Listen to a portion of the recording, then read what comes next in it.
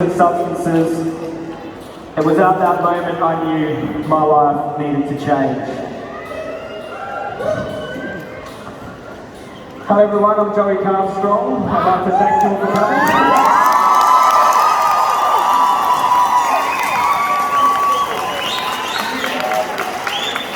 I'd like to thank the campout for giving me this opportunity to speak in front of so many people.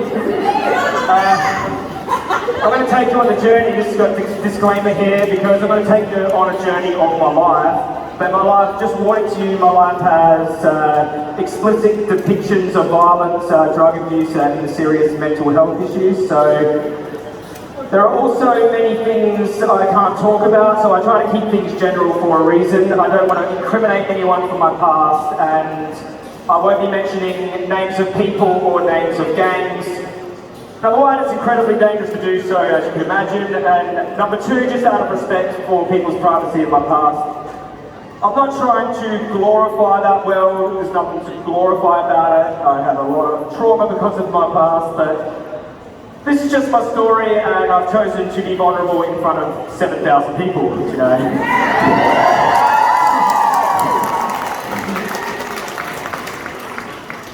So, this little potato is me, that's my dad, that's my mum there.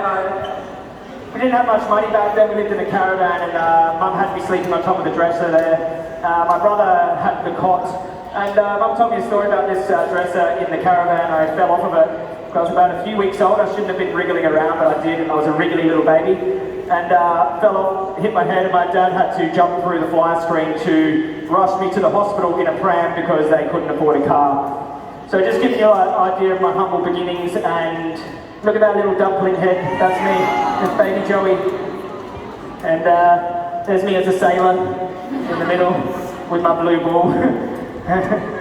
And this is me and my brother. I like to tell this story because when I went vegan to become a little bit lucid and conscious, I remember this story of me and my brother on Christmas morning, and my little brother was playing close to some ants, and I remember being Christmas, I didn't want him to hurt the ants, so I was like, stop Josh, you're gonna squash them and that. And that speaks to the innate compassion we're all born with, and somewhere along the way it is conditioned out of us. And not just my compassion for non-human animals, but also later on conditioned to gang violence. This is me, young Joey, pretty young there, and my family life, it was a broken home essentially. It was I was around a lot of fighting, a lot of partying, a lot of alcohol abuse.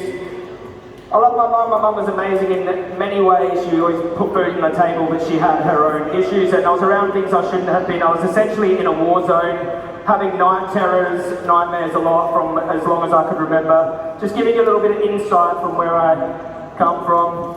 This is skateboarding Joey. This is the next phase of Joey's life. You know, with my little skateboarding shoes. I was sponsored by a place called Skate Effect, so I skated a lot, and started to, smoke a bit of weed, but I was in a good community there. It was chill, there was like cool hippie vibes and skateboarding and stuff, so I was safe in that environment, because the environment is very important, as you'll come to see. And this is me starting to become rebellious, leaving. I left school at 14 years old, shaving my head, starting to use drugs, and thinking I was all that and a bit. And this is me and my mates. This is when I left the skateboarding, crew, and started hanging around with these guys. That's me down the bottom, by the way. And yes, we are partying. And don't let the baby faces fool you. We were between 15 and 17. We were quite hectic. We would have incredibly violent street fights and gate crash parties, and we would fight people that were 35, 40 years old at that age. There's about 20 of us, all boxers, and up to no good a lot of the time. So this is me learning to adapt, learning to survive, getting a bit older, about 18, 19 here, and trying to adapt and survive in the environment. And getting older, my drug use also intensified. And there I am. This happened on my brother's birthday party. Someone hit my brother in the face, and there was about 8 of them, and I walked up to them by myself. So I was very defensive of my brother and had a big bar fight. It was me onto the rest of them, and I was throwing ashtrays at bar stools, and one of them grabbed a Jack Daniels bottle from over the bar, knocked me out. I got up, started drinking, went back out partying. I was like, where are they? My brother's, you've been knocked out for 10 minutes, mate. You know, but that's the type of dude I was, would get in big brawls, had many stitches in my head, and I'd go back out and party. I was committing extreme acts of violence in nightclubs and bars because of the environment. I was actually, it all stems from fear. Like if you've been bullied when you're younger, you overcompensate for it when you're older. You don't want to be the victim again. So that's why I would do something very extreme and violent to someone. So it's kind of like, it's a message, leave me alone. I was actually quite scared inside, but it's the environment that shapes you. So if it takes someone 1, 2, 3, 4 out of your environment, put you in a harsh environment, especially growing up, that environment's going to shape you into the person you become. You essentially have to learn to sink or swim or you sink, you know, become a shark or get eaten by the sharks. It's kind of like that out there. It's pretty crazy. I'm going to talk to you a bit about the earlier days, some of the violence I witnessed. So we were all going to a party. I was a bit older at this stage. We're going to a party and it was people we didn't know. We had someone with us we didn't know too well now. I knew him a little bit, but he got in an altercation with one of the older guys at this party and this older guy punched him in the face and we didn't know, but he had a backpack filled with knives and he ended up stabbing this older guy in the neck and in the forehead, and it was horrible, and my mates took chase against the stabber and beat him up, and I took chase against the victim to try to help him, but he thought I might be sort of chasing him to attack him. I'd just taken 2 ecstasy tablets and they were kicking in really intensely and it was quite strong back then. And I'm running after this guy who's really bleeding out because he's running, his blood is pumping, and I said to him, dude, I'm not going to hurt you. If you don't stop running, you're going to die, like you're bleeding to death. And he looked at me, he's like, no, no, no, and I just held him and he was cold, and then he just went to jelly in my arms and fell on the floor.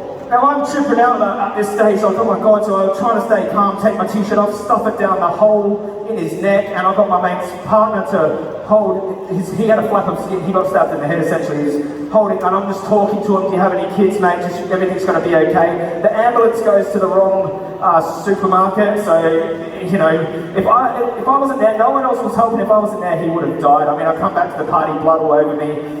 It was pretty crazy, and, you know, these things, this was one that stuck with me, but these things happen, you know, quite often.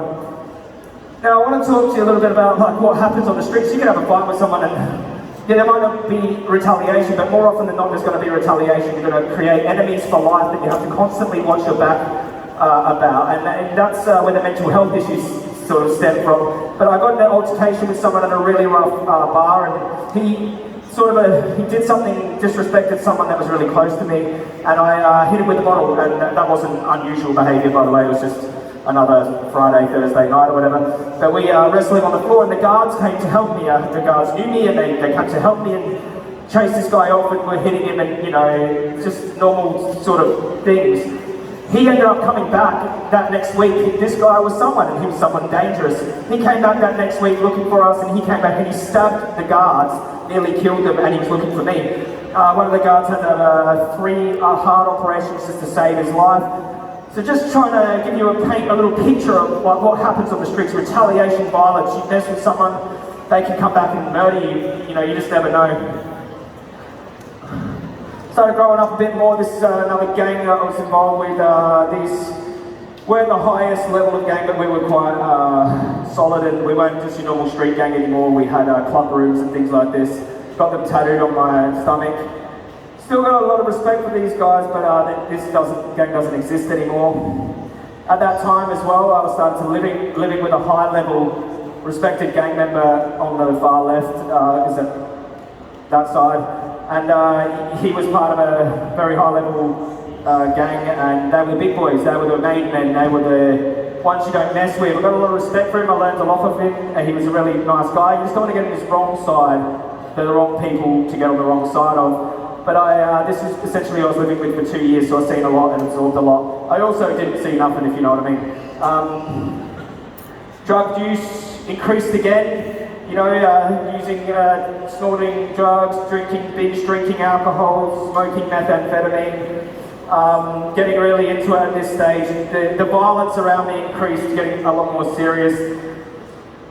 So serious, in fact, one night, the mate that I was living with got a phone call, about 17 phone calls in a row. I'm like, he's asleep, I better answer this. Like, I'd never answer his phone, I'd be too scared of getting beaten up. But I answered it and something really bad had happened. Their gang were at a nightclub and got in an altercation with some other guys, and I thought, no one's going to mess with these guys. These are the big boys, no one's going to do anything to them. Turns out there are people out there who will do anything to anyone, like, and I didn't realise that at that stage. And reality check, guys come back and shot up the group of my mates, and one of them got shot really badly. Some of them just took leg shots, but my friend, he was a big guy, about 40 years old, and I really thought he was a real tough dude. He is, but he got shot in the stomach, and rumour has it bullet hit him in the head, and then he got kicked on the ground with steel cap boots on, and he actually died 3 times on the way to hospital. They revived him, he was on life support. In the morning, thought he was going to die. I remember being out the back. This is the first time I've ever experienced something like this. It was like, wow, like, please don't die. I was praying outside, you know. I went back inside, and my mate, he'd been through this before. He'd lost friends to shootings on the streets, and he tapped me on the shoulder, trying to console me, like, yeah, I know, mate, you know, this is it. This is reality. This is a reality of that world. When you get out there with those guys, you know, people can get shot, get killed, and you know, that's it, game over. But I want to tell you that time I actually nearly did get killed, and happened because of my own belligerence and attitude. And I went out one night with a weapon in my pocket, had a fight at home, and I was like, no, that's it, I'm going out. You know, I was out there drinking, taking drugs, and we got to this bar, and there's some other belligerent people just like us who wanted to fight too. And I was like, oh yeah, they can't be at our bar, this is our bar, you know. And I was like, my mate's like, look, settle down, Joey, settle down. I'm like, no, mate, like I thought I was a hero, you know, and I walked up, and it's not that I started the fight, I just didn't avoid it. Like, I didn't necessarily say anything too cheeky, I just said something like, you know, and I knew that it was going to be on because of the way they were acting, they were aggressive. He punched me straight in the front teeth, and then it was on a very violent altercation. I won't go into specific details, but there was a lot of blood. It wasn't ours, it was from them, and they hopped in the car. They got in this car, they drove around, sped straight past me, nearly killed me. I just got out of the way, okay? They sped around the back of there was two entrances to this car park. They come back through, speeding through really fast. Now, before I had time to react, and I'm full of you know, adrenaline, thinking I'm young, I'm stupid, my friends, one on each side, split up and just got out of the way, and I had to jump up, and I got hit. Went about roof height, flipped in the air. When they say your life flashes before your eyes, it actually does. I did in a split moment. It was like little flickering slideshows of my life, and I was like, in the air. I'm like, I went out tonight with a bad attitude, and I got involved in a fight I could have avoided, and I got what I asked for, and now I'm dead. That's what I felt like in the air. And I just instilled this principle of what you put out, you get back. What goes around comes around, and that's why I got the karma slide up here.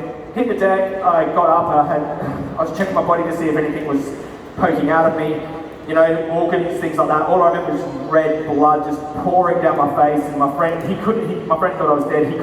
He was in shock basically. Rushed me to the hospital, couldn't walk for a week, and let's just say the guys who ran me over, I didn't see it they thought, oh god, we made a mistake here. But let's move along. This is some of my craziest years here. This is me. I still got the scar on my neck from being run over, split open and stuff. Just giving you an idea of where I come from, so you know where I'm at now and why I am the way I am. And you know, and in this world, there's a lot of drugs, drug trade, debt collecting, things like that.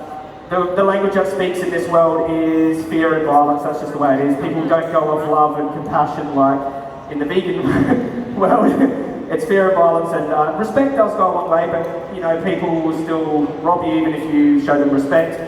And I was carrying guns and knives and hammers, and people were having, you know, often you'd hear of stabbings. People were being stabbed and having their legs broken, being put in boots of cars, and having their house peppered with bullets. This sort of stuff happened. There's a lot of treachery and deception in that world, gaslighting. You don't know what is what, who's telling what. No one tells you the real story, and you never really know where you stand with people. There was I OD'd a lot of times, taking a lot of drugs and fantasy and Xanax to try to, you know, I was already traumatized and just trying to cover up the things I was doing. I don't know, I had a bit of trauma from childhood, and I just was pummeling the drugs into me, alcohol abuse. But I was around some of the most dangerous underworld figures in South Australia. A lot of them my friends, some of them not, but these people were very dangerous. You step a foot wrong, you know, you're in trouble. Now I heard rumours serious people were out to get me, and I took those rumours seriously. I would sleep with a loaded gun all the time. I would set the house up with weapons to protect myself, with little bottles filled with, you know, fuel, with a lighter, just in case, you know. I was paranoid. Horrible way to live. I'd be outside sometimes all night behind an open black umbrella, peeking over it with a gun behind, thinking people are coming to get me. Does insane things to your psychology living like that in constant war zone. Sometimes you had problems so many complex problems and filled with so much anxiety and trauma that, you know, you would think about suicide. And, you know, I remember putting a gun in my mouth and just flicking the safety off and teasing the idea of pulling the trigger. Suicide is a permanent solution to a temporary problem, so I'm very grateful that I didn't pull the trigger back then and do something stupid. I wouldn't have had this opportunity to, you know, change my life and leave a really positive impact.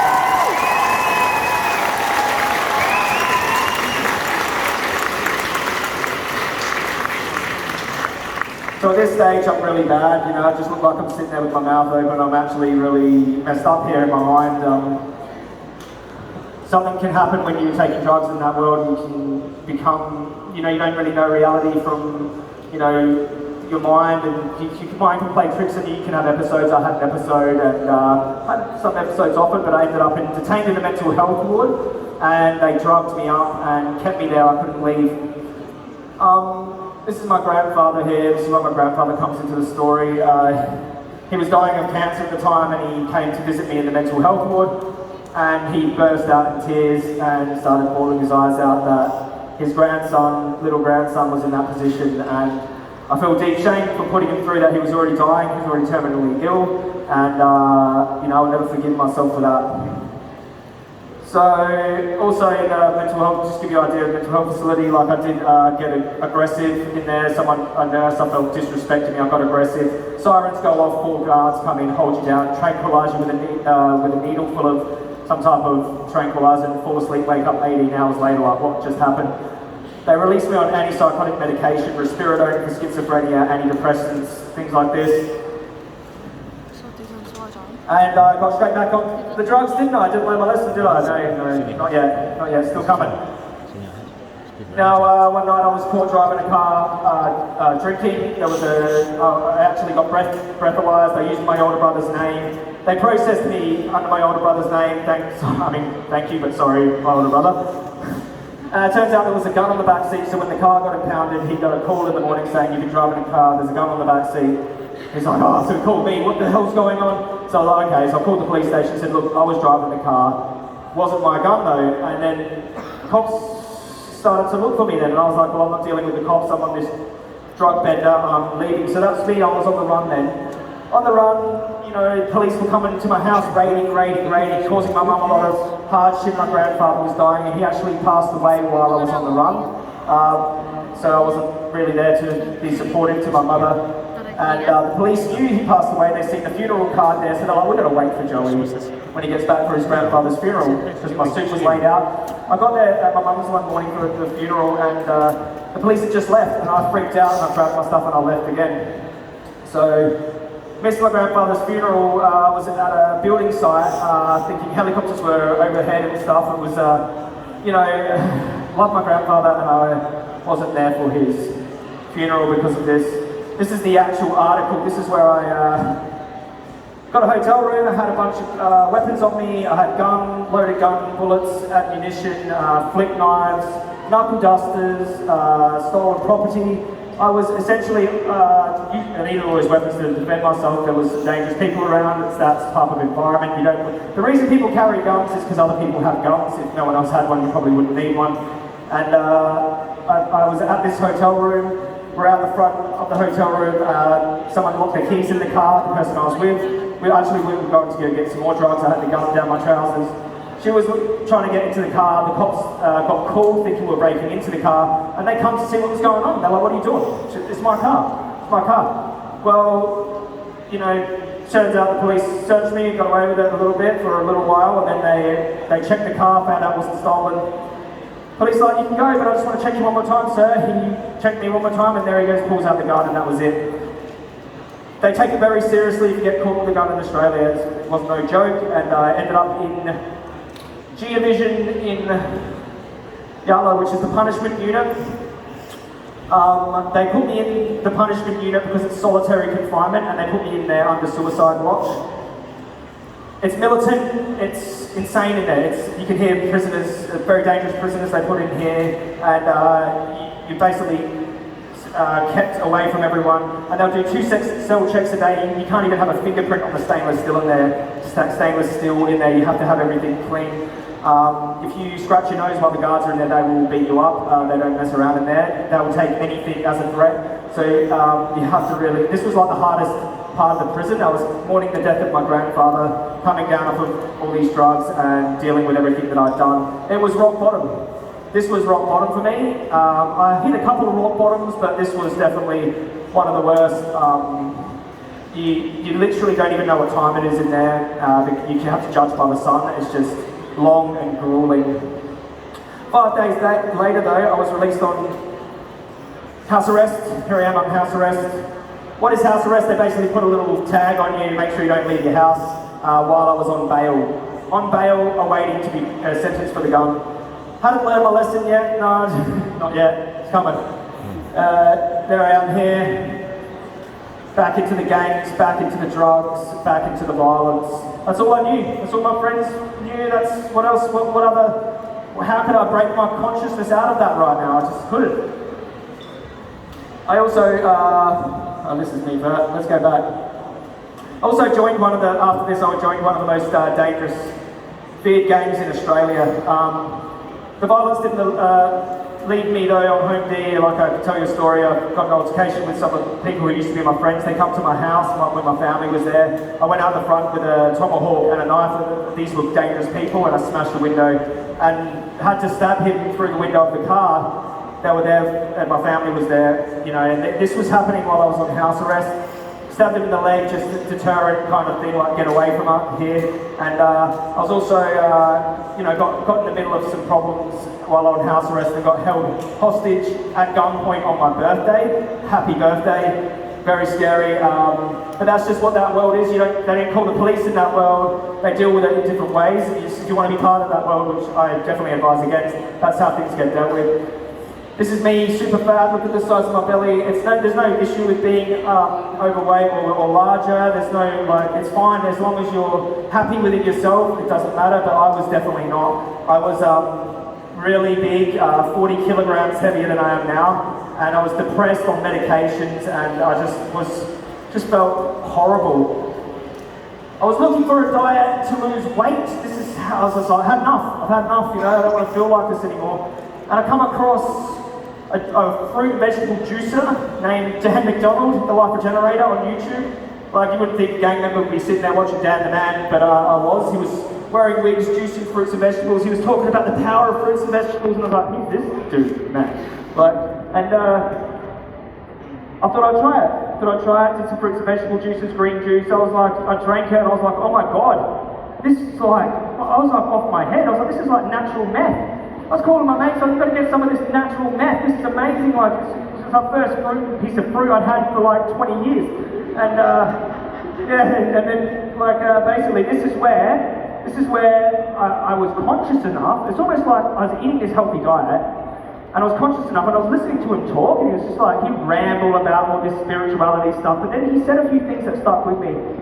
One of them was that when you eat dead food, like a piece of an animal who suffered, you take on everything that animal went through before they died.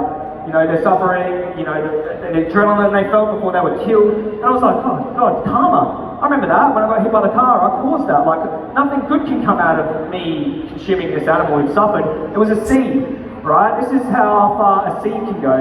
You don't need to convert someone fully, just plant a powerful seed and it will grow later on.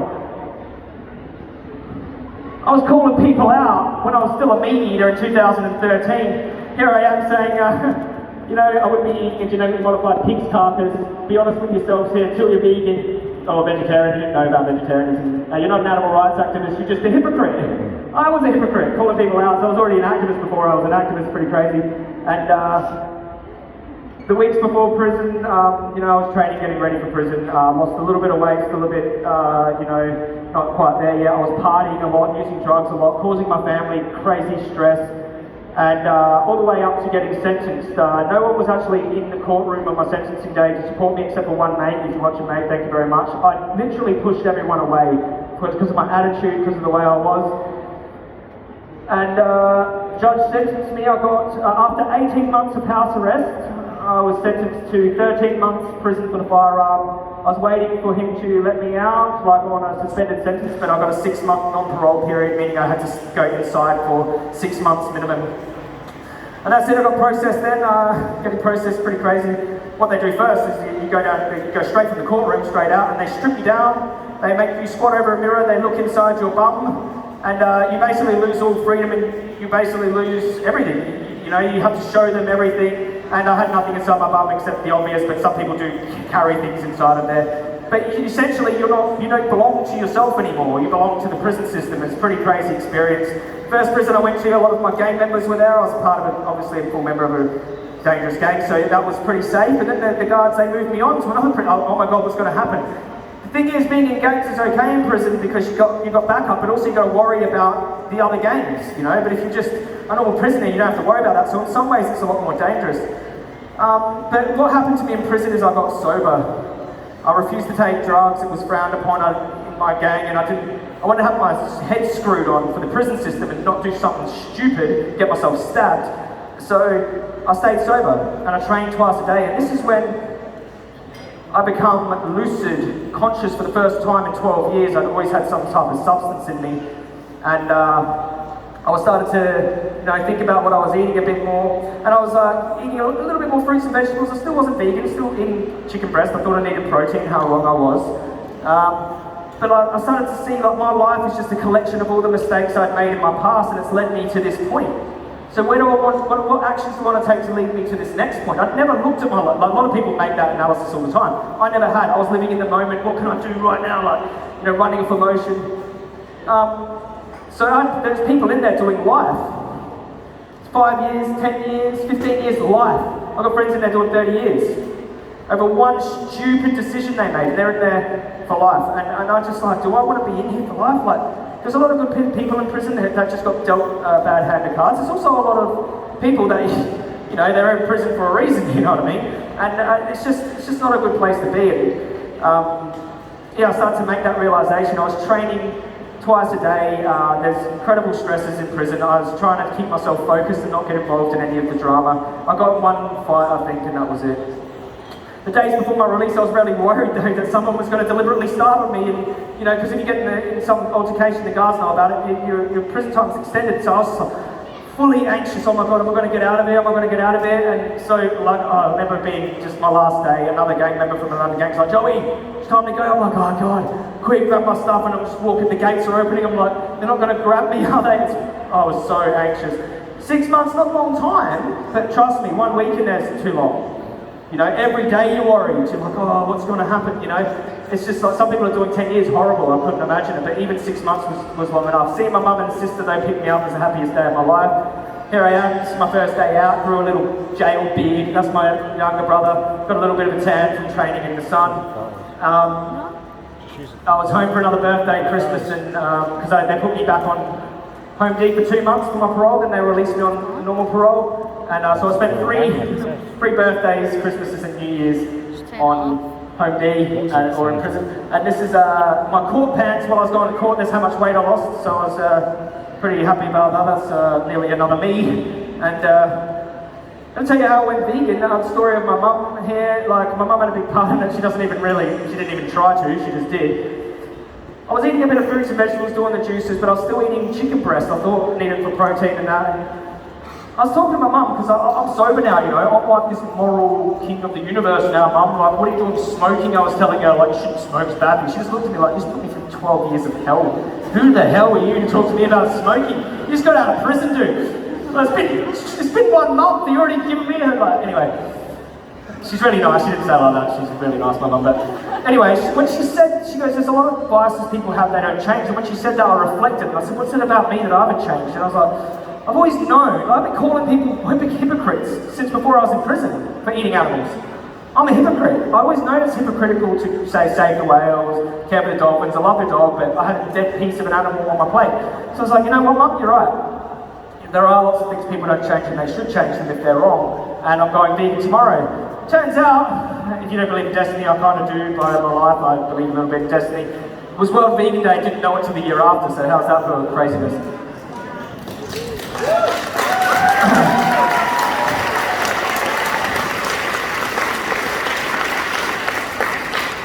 I was vocal though from that point onwards. You couldn't shut me up. This is me Christmas. I went vegan 1st November 2013. This is me Christmas.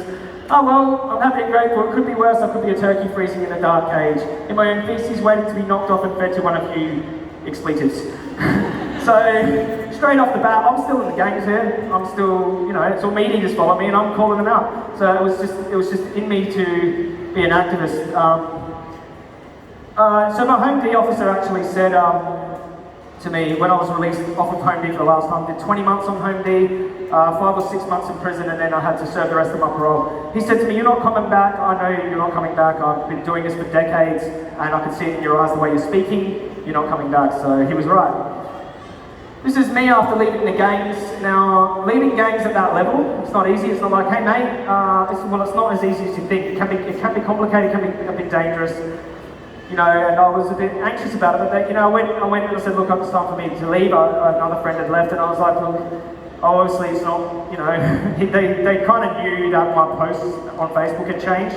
They said we had an idea that you were, you know, not sort of with it anymore. I wouldn't have been a good gang member anymore anyway. Like I was just not, you know, I was past it. But it was the hardest year of my life leaving the gangs and being sober by myself. I no longer had anyone to protect me. I had to break my ego back to who was I? Who am I? Like I'm not a gang member anymore. I don't have my mates. Where's my gun if something happens?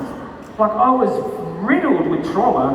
I was so concerned for my safety. There was a massive war going on. People I knew were getting stabbed up, bashed up, broken limbs, shot up. It was insane. I'm by myself. I don't go to police.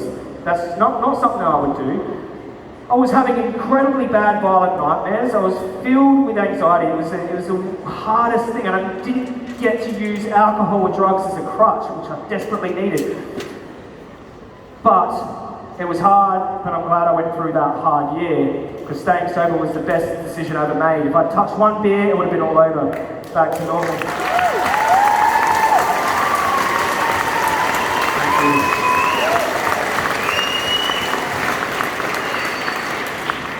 Here I am, UV 2015, ready to take on animal agriculture. Finding my feet in the world, I was like, who am I? Remember I was saying, who am I? Like, what am I going to do? I had this fire inside of my chest, and it's really bizarre, I don't know how else to explain it. An actual burning ember of like desire, and every time I fell asleep and woke up, I was like, I've got to do something now. Like I've wasted all this time causing people hardship, and you know, what have I done? What have I done except cause a negative impact? I needed to leave a positive impact. I wanted to inspire people. I wanted to help people first. Then I realised that the animals need my help even more. So that's why I focused on them. Now,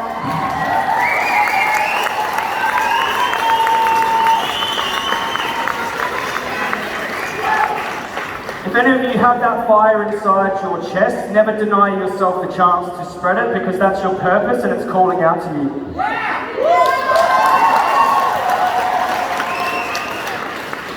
Uploaded my first YouTube video April 2015. I was like, this is a good platform to inspire people on.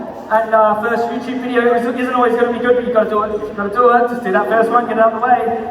After going out with my friend Martin, thinking about this, he had a video called Drunken Opinions where he was doing interviews, and I was like, oh, I could do that. And it inspired me to start the first animal rights focused street interviews called Joey vs. the Public. Who remembers those old school ones?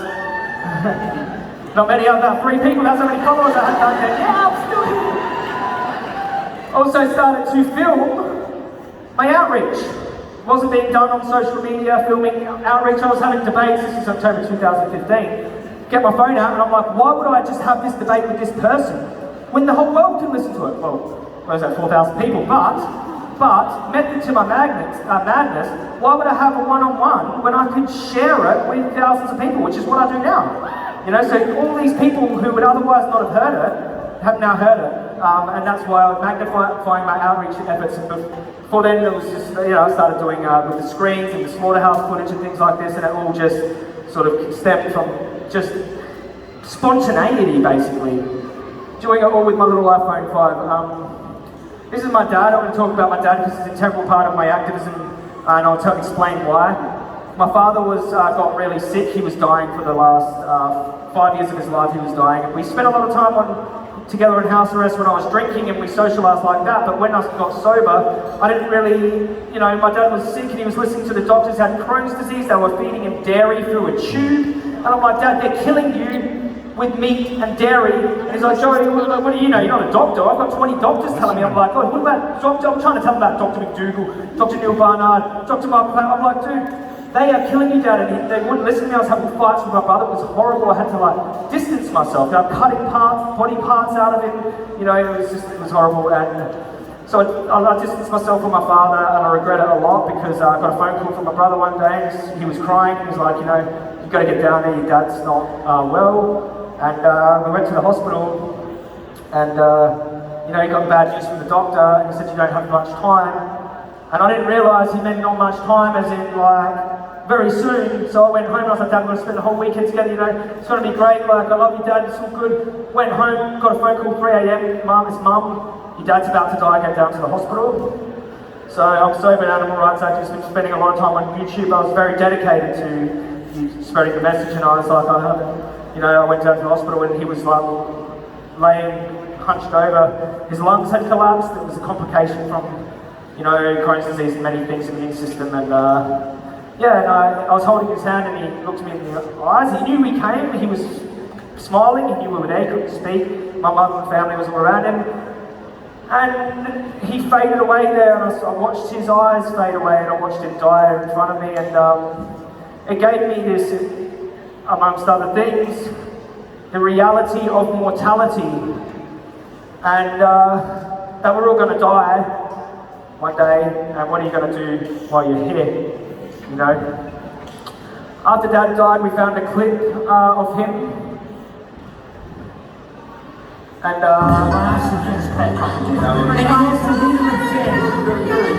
he's not giving up, he's just not, but he's going to try his hardest to stay up. And that's what we all got to do.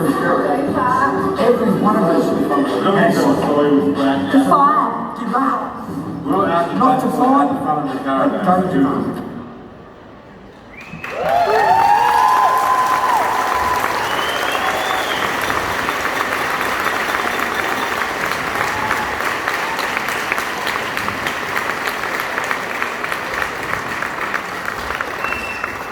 I wear my dad's ashes around my neck. He's with me always. I've got never give up engraved on this here. And life can get hard. You know, it can be even harder advocating for animals in a world that doesn't care. But no matter how hard it is for us, it's always a lot harder for the non-human animals on this earth. And we have to always stay strong and never give up. I will always apply the words of my father to my animal rights activism, and I hope you will too. So this is me angry at what animal agriculture are doing to the non-human animals, and I'm generating my anger into action, productive action. Anger is a good emotion if you use it in a productive way. This here was after this was January 2018, set an intention to bring, just an intention, just put it out there. I want to bring ethical animal rights, veganism to the forefront of the mainstream media. I was just like, okay, let's do it. You know, he called this the vegan prophecy, you know, what will happen, vegan prophecy tour. I didn't actually expect to happen what transpired after that. There was a worldwide media surge, like after this video here, this got 6 million views at the time, it's now on 7.3 million. I was reached out to by a film documentary maker. She worked for Victoria Derbyshire, created this little piece on the vegans versus farmers. This lady here claimed she was being threatened by vegans. Turns out that turned out to be false, but it went viral She said that it was one of the best performing short documentaries she'd ever made. She couldn't believe it. Got me on this show here with Jeremy Vine, and I was like, who's Jeremy Vine? I'm from Australia, mate. I don't know who that is. I'll debate anyone. And then it turns out he had 7 million listeners, you know, and he had a ham sandwich on the table when I was like, you know, that pig suffered and didn't want to die inside the gas chamber, and it was very direct. I was like, who's this Australian dude saying all this stuff? And there was so many articles they were talking about it. Like, it was so overwhelmed with articles. This is just a few of them. Even my hometown was talking about it in Adelaide. Multiple radio debates with radio hosts and journalists were contacting me for interviews, and I was debating farmers. I was editing all my own content. I only had one other person with me at this stage, so I'm going crazy at this stage. I'm burning out pretty soon, I would say. But then also got this, he went with this interview on this morning.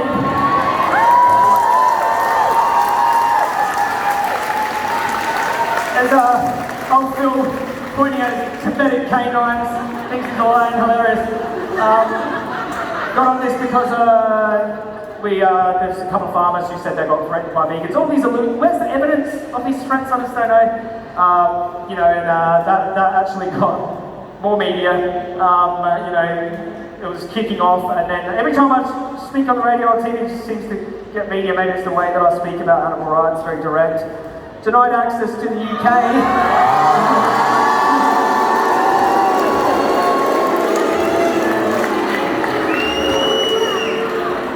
I was denied access to the UK, they kicked me off back home, and I was like, you know, I'm getting a passport. Got a passport, thank you, Dad. He was Scottish, so I could get a passport. I'll tell you right now, nothing felt more satisfactory than telling Piers Morgan, the arch nemesis anti-vegan, that he's not a baby cow, bro.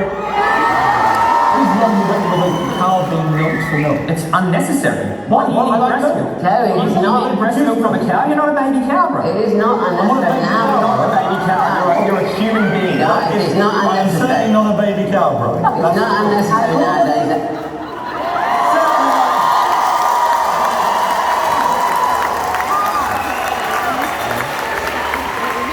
Hey Piers, if you don't want to be called a baby cow, stop acting like one, mate. Get off the team.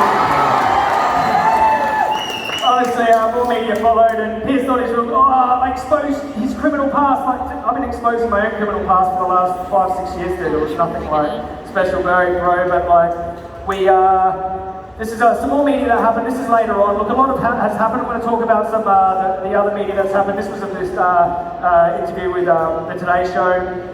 And this is a hunter here. Didn't particularly like this hunter. She thought it was humane to shoot deer in the heart.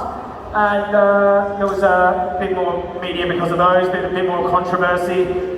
Veganville, this got 1 million views each episode.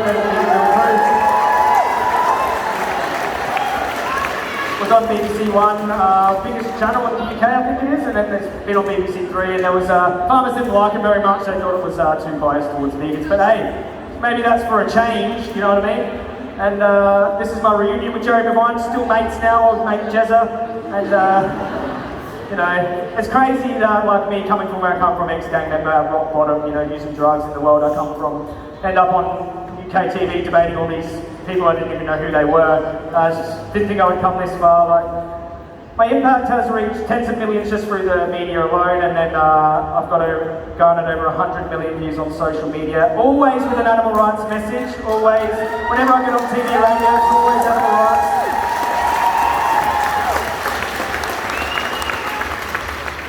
After 2018 craziness, I was feeling close to burnout, had activism struggles, I'd been exposed to a lot of criticism, a lot more people were criticising my work and me. Highs and lows, and still feeling the impact of my past. If you have a crazy past, you should maybe look into getting treated. I didn't. I thought if I got sober, went vegan, everything would be good.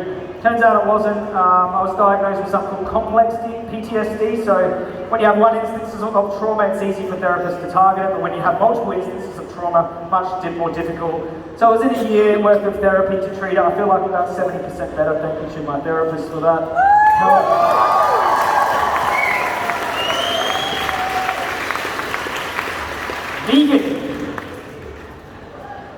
Veganism is a non-action You've stopped doing something egregious and cruel to the non-human animals. You know, you were doing something morally wrong to the animal, you stopped, okay? Doesn't necessarily make you Mother Teresa to realise and stop doing something egregious and cruel. Veganism is a neutral position, really, when you think about it. And this is quote Desmond Tutu: "If you are neutral in situations of injustice, you have chosen the side of the oppressor." So, I believe it's a moral imperative to not just be vegan, but to also be an activist.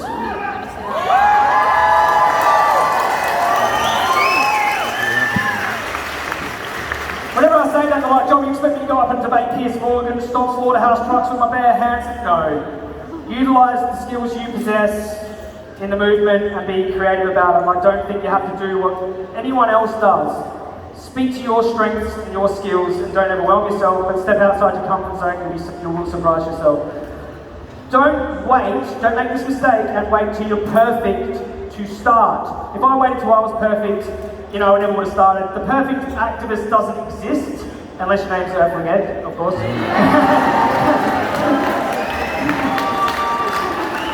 But, everyone loves their name, so come on. But, don't wait till you're perfect, you just got to start, the animals need you. And I want to say, do you want the best activist advice you'll ever hear? The best activist advice? Are you ready? Start where you are, use what you have, do what you can, follow your heart, and don't give a damn what anyone thinks about it.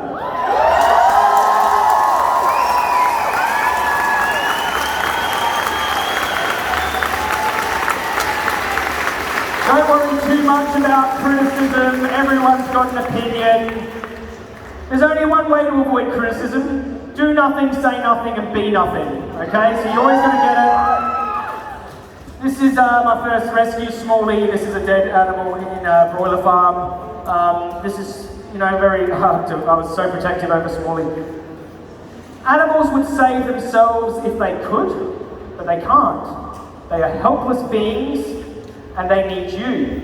They cannot protest, they can't form coalitions and speak for themselves. They need you and you and you as well, and all of you. So, I hope my life story inspires you in some way. I'm now 8 years vegan and around 8.5 years sober.